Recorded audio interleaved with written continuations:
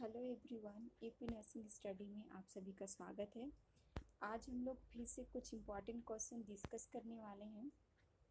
Question number first है, the changes that occur during the second trimester in the fetus are all of the following except.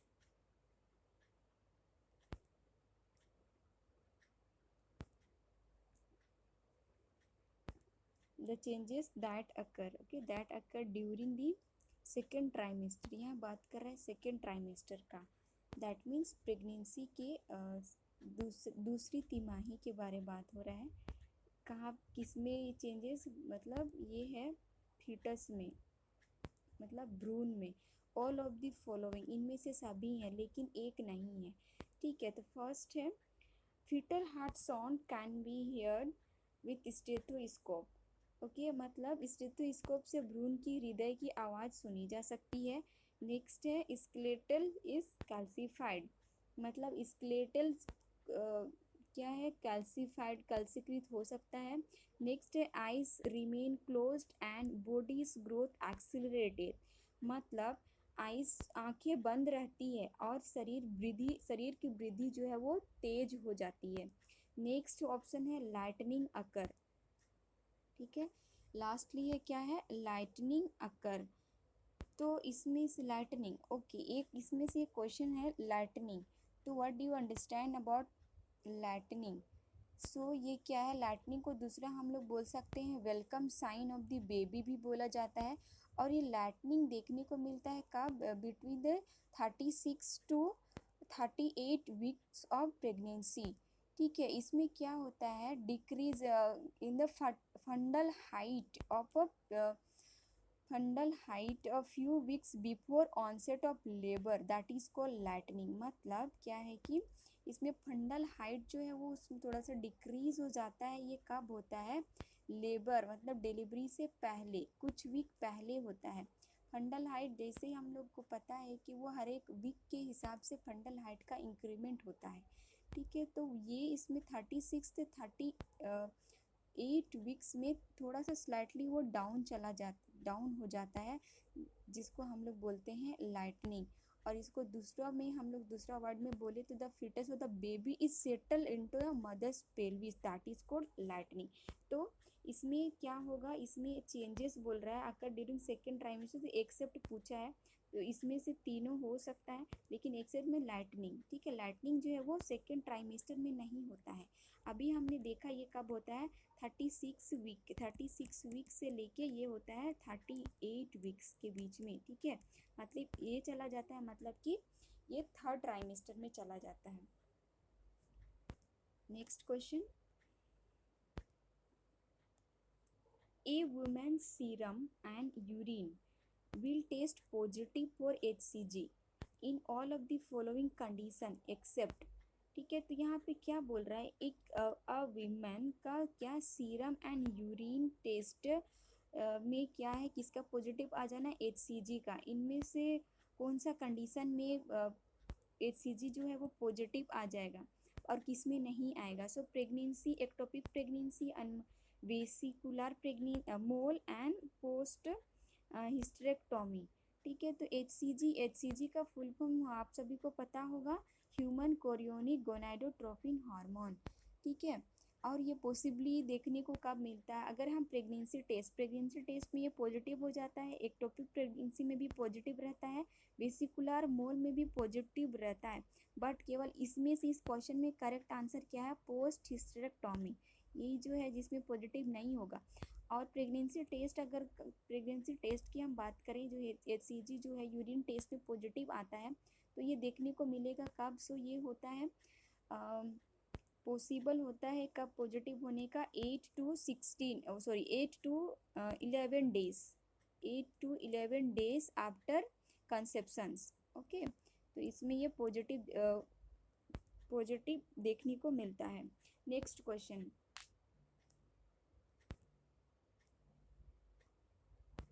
transmission of maternal antibody to the unborn child through the placenta is an example of।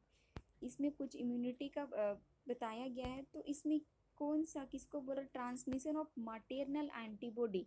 That means कि material antibody वो transmit होगा किसमें, unborn child में through the placenta. मतलब ये कब का बात हो रहा है, ड्यूरिंग दी प्रेगनेंसी के टाइम पे मदर के थ्रू, मदर का एंटीबॉडी है जो वो फीटस तक जाना है, बट वो किसके थ्रू, प्लासेंटा के थ्रू जा रहा है। तो इस एंटीबॉडी वो कौन सा एग्जाम्पल्स, इसमें से जो भी इम्यूनिटी है इसमें से कौन सा इम्यूनिटी का एग्जाम्पल है। तो फर्स्ट है ये एक्टिव इम्यूनिटी, सेकेंड है पैसिव, नेक्स्ट है hormonal, last one herd immunity. So ये यहाँ पे करेक्ट आंसर है पैसिव इम्यूनिटी।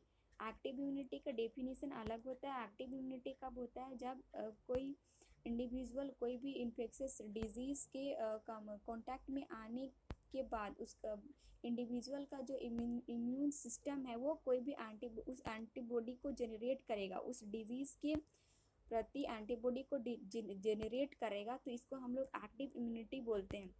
देन होता है हर्ड इम्यूनिटी। हर्ड इम्यूनिटी का दूसरा नाम होता है कम्युनिटी इम्यूनिटी। ठीक है, तो अगर कोई सराउंडिंग एरिया में पूरा कम्युनिटी पीपल्स को अगर कोई एक पार्टिकुलर डिजीज़ हो जाता है और उस पार्टिकुलर डिजीज़ के थ्रू वहाँ के सारे पीपल्स क्या होते हैं, उस पर्टिकुलर डिजीज़ के लिए उनका इम्यून सिस्टम जो है वो एंटीबॉडी को डेवलप कर लेता है, तो होता है वो हर्ड इम्यूनिटी। नेक्स्ट क्वेश्चन,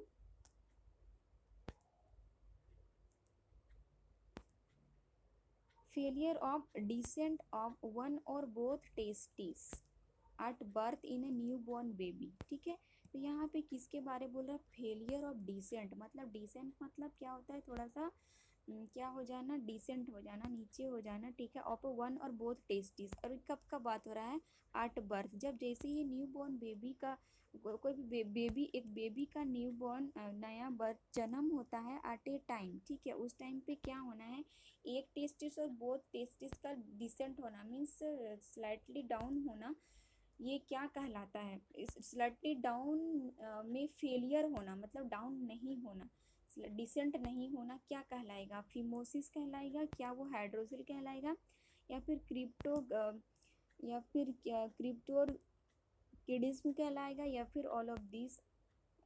तो इसमें करेक्ट आंसर है, correct answer third one, that is a cryptorchidism, that is a correct answer. Next question,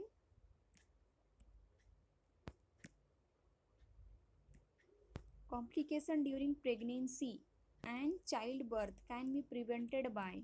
ठीक है, यहाँ पे क्वेश्चन में बोल रहा है कॉम्प्लिकेशन, और ये कॉम्प्लिकेशन कब का, ड्यूरिंग प्रेगनेंसी, गर्भावस्था के दौरान, या फिर चाइल्ड बर्थ। ठीक है, बेबी के बर्थ होने पे के टाइम पे इसमें अगर कोई कॉम्प्लिकेशन होता है तो उस कॉम्प्लिकेशन को कैसे प्रिवेंट किया जा सकता है। इसमें बहुत सारे ऑप्शन दिए गए हैं, इसमें से क्या क्या ऑप्शन है जिसको हम लोग अगर उस ऑप्शन के ये चलें तो हम कॉम्प्लिकेशन को बचा सकते हैं। फर्स्ट है skilled care at birth, skilled care at birth. Next है early detection of risk.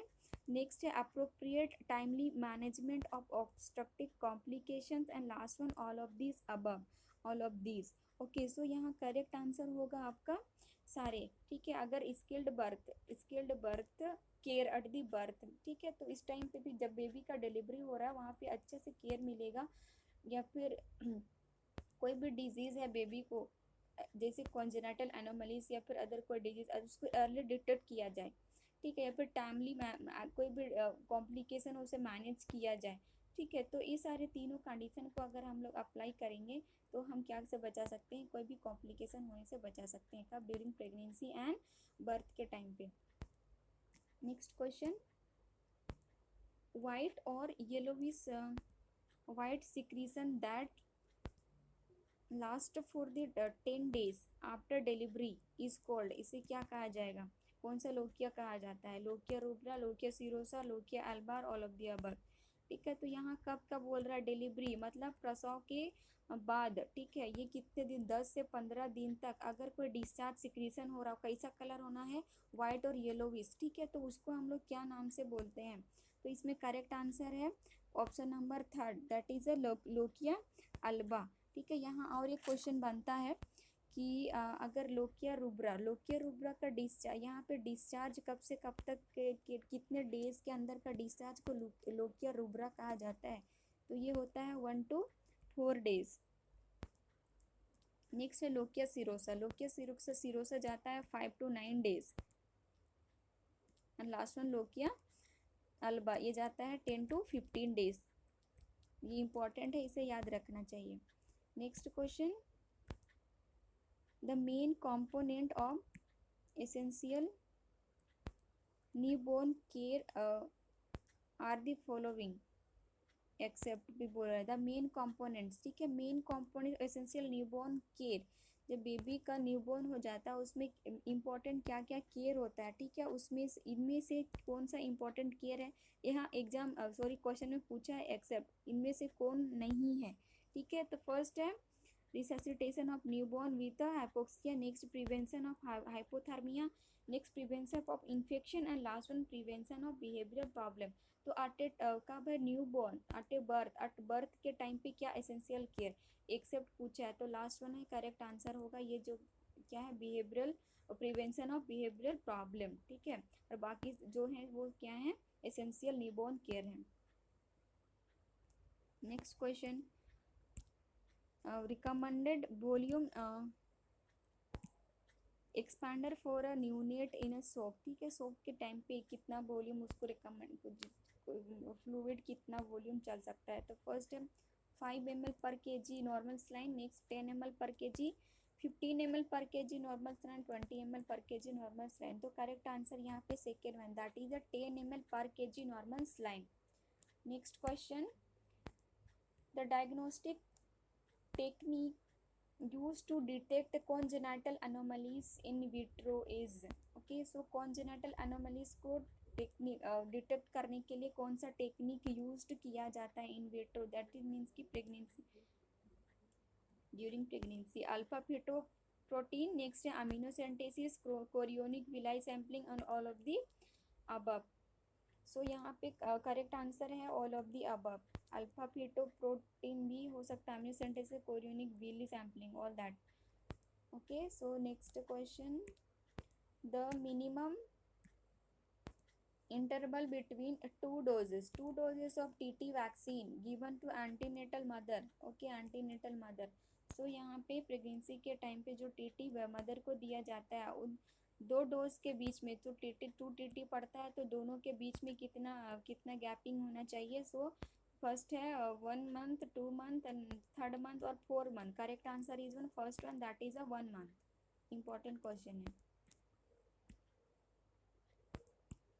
Next question, babies who are at risk at high risk of developing retinopathy of prematurity are, okay, तो यहाँ पे क्या बोला, risk of developing retinopathy that is a complication of diabetes, okay. Gestational diabetes में mother को जब pregnancy के दरमियान मदर वुमेन को जेस्टेशनल डायबिटीज होता है, एट द टाइम क्या हो सकता है उसके बेबी को रेटिनोपैथी होने का प्रॉब्लम चांसेस हो सकता है। सो यहाँ पे क्या है, who are the at risk बोल रहे हैं, pre term neonates, term neonate, post term neonate, all of this.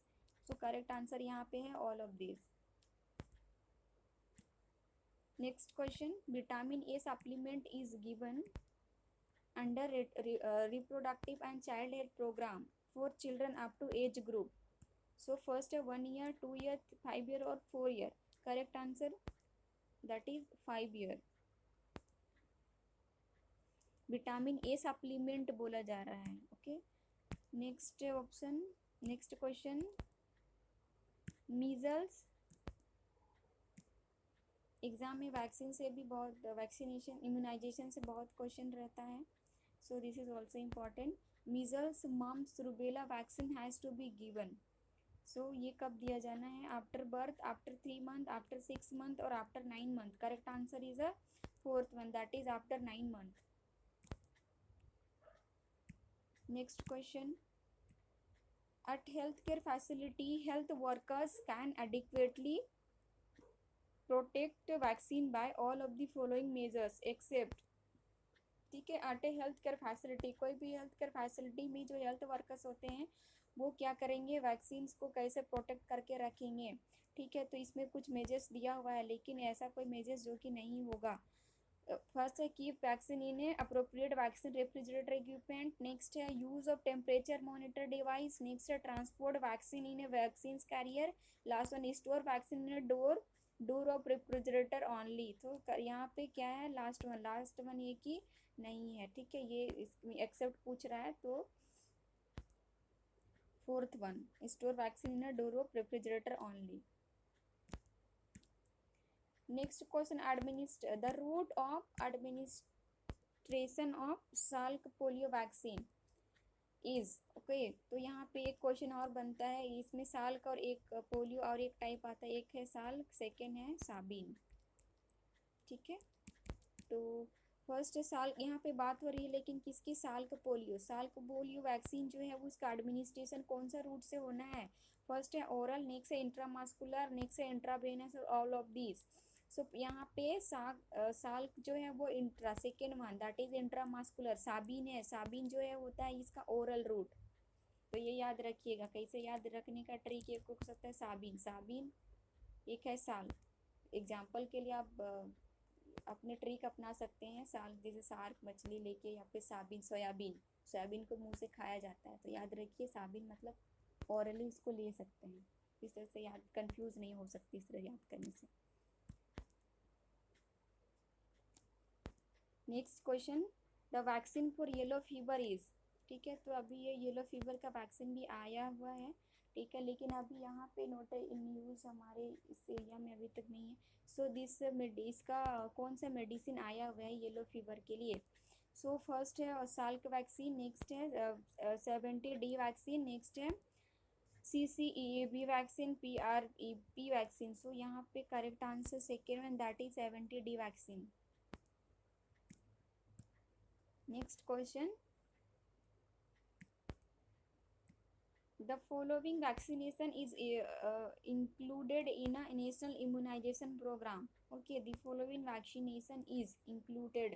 ठीक है, इनमें से कौन सा वैक्सीन, जितने भी वैक्सीन हैं वो इंक्लूडेड हैं किसमें, नेशनल इम्यूनाइजेशन प्रोग्राम में। तो क्या वैक्सीन, विटामिन ए, क्या ये इंक्लूडेड है, vitamin B complex, vitamin D, और या फिर नॉन ऑफ दिस। सो यहाँ पे कौन सा इंक्लूडेड है इनमें से, केवल first one that is vitamin A is a correct answer.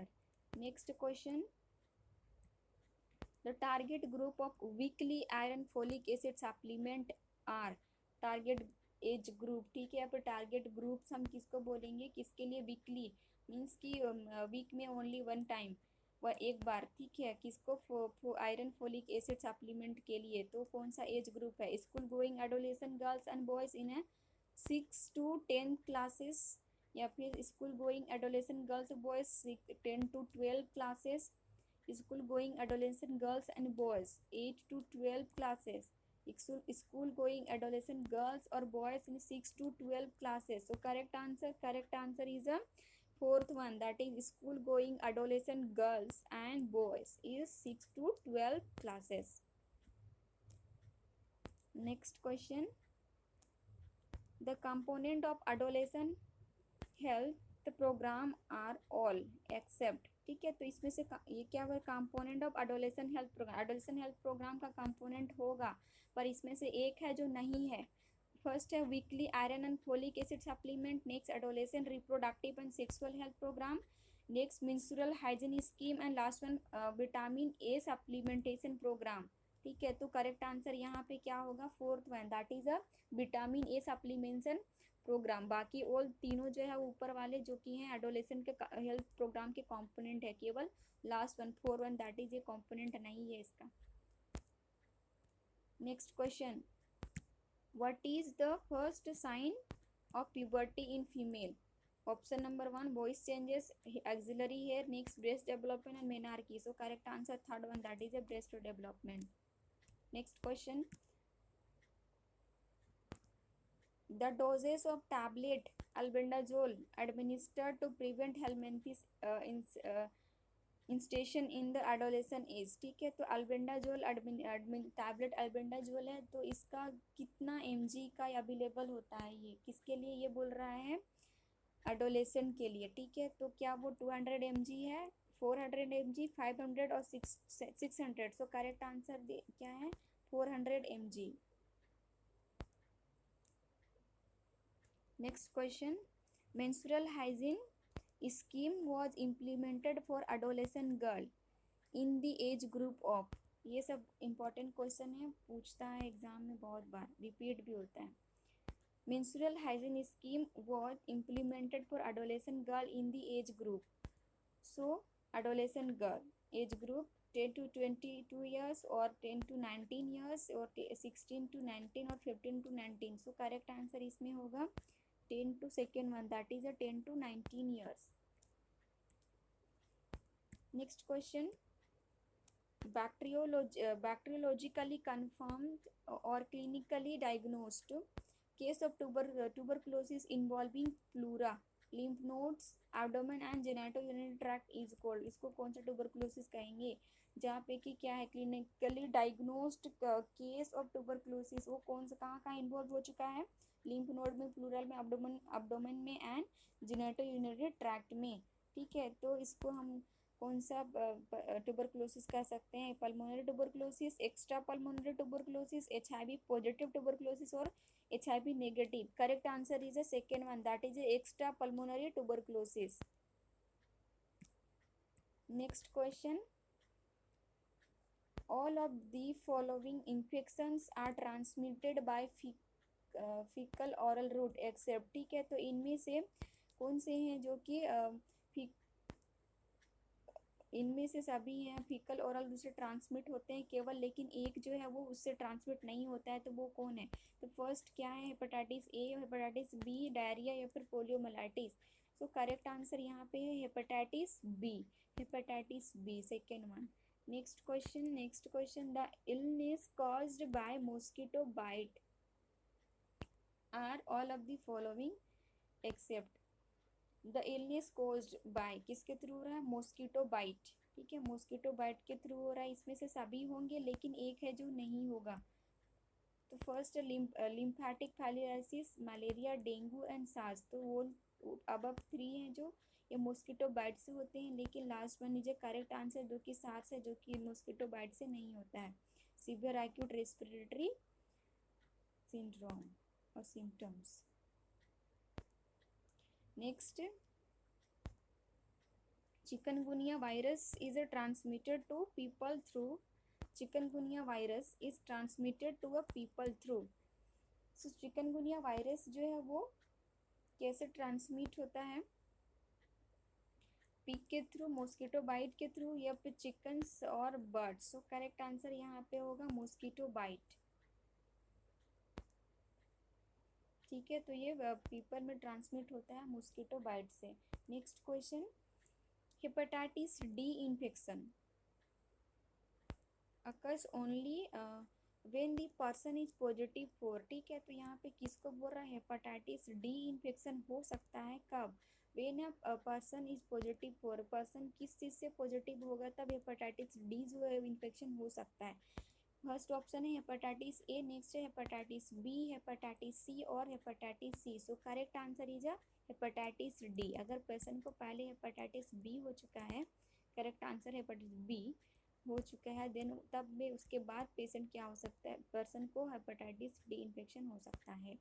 Next question, the infectious disease caused by variola virus is, option number 1 chicken pox, small pox, measles और rubella. तो वेरियोला वायरस से कौन सा infectious disease होता है, small pox, correct answer small pox. ये सब important question है। Next question, mode of transmission of chicken pox, यहाँ अभी अभी देखे थे चिकन पॉक्स किससे हो रहा था, ठीक है। अब इसमें हम मोड ऑफ ट्रांसमिशन भी देख रहे हैं। तो मोड ऑफ ट्रांसमिशन क्या है इसका, ऑप्शन है ड्रॉपलेट न्यूक्लियाई, इन्फेक्टेड ब्लड और mosquito and rodent. Correct answer से first one, that is a droplet nuclei. Okay guys, thank you so much and all the best for your exam.